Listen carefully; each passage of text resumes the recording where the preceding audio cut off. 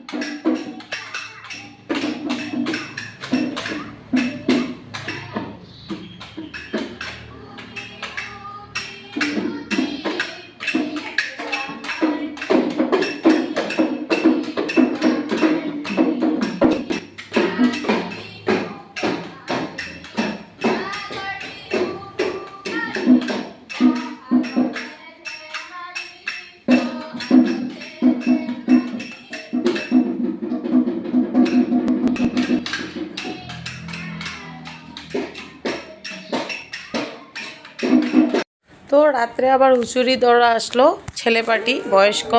তো সবাই দেখো হুঁচুরি গাওয়ার জন্য আসছিল। তো দেখো আসামে কি সুন্দর, এটা একটা ট্রেডিশনাল হয় আসামে বিহু গাওয়া। তো দেখো তোমরা হুঁচুরিটা।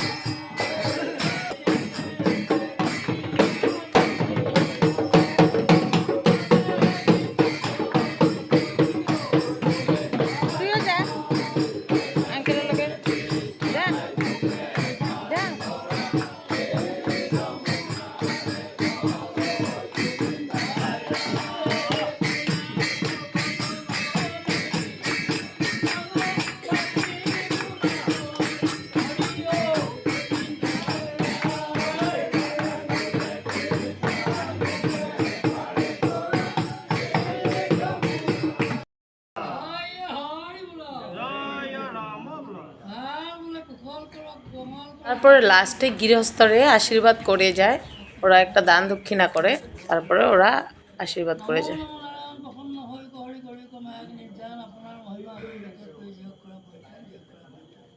ভাল বোলে কি জন্ম হ'ব আজি সেই সমস্ত বৈষ্ণৱবৃন্দ ভক্তসকল তেৰাই গৃহত আহি এই পদশিলা দিছে।